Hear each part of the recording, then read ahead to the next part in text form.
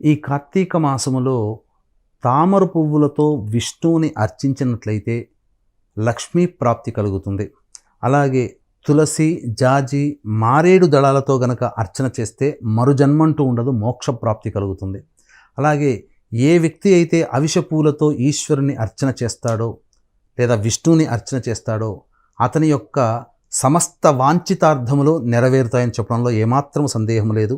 అలాగే ఉసిరిక చెట్టు కింద ఉసిరికాయలతో ఈశ్వరుణ్ణి పూజించినటువంటి వ్యక్తులకి, విష్ణువుని పూజించినటువంటి వ్యక్తులకి ఇక ఎటువంటి అపమృత్యు భయదోషాలు అనేటువంటివి ఉండవు.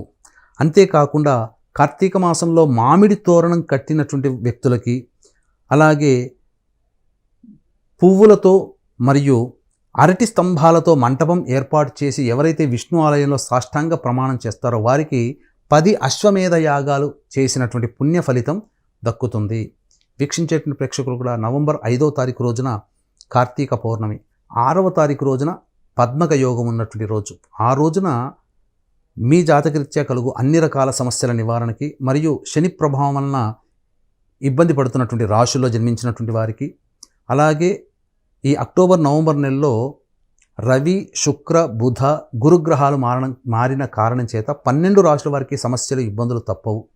కావున సర్వదోష నివారణ పూజల హోమాలు నవంబర్ 6వ తారీఖు రోజున మధ్యాహ్నం 3 గంటలకి ప్రారంభమవుతాయి. ఈ కార్యక్రమంలో నమోదు చేసుకున్నటువంటి వాళ్ళకి శక్తిపాతం చేసినటువంటి కరుంగలి మాల ఇవ్వడం జరుగుతుంది. నవంబర్ 6వ తారీఖు రోజున మధ్యాహ్నం 2 గంటల లోపల స్క్రీన్పై కనిపిస్తున్నటువంటి నెంబర్లకి సంప్రదించి పూర్తి వివరాలు తెలుసుకొని మీ గోత్రనామాలు నమోదు చేసుకోవచ్చు.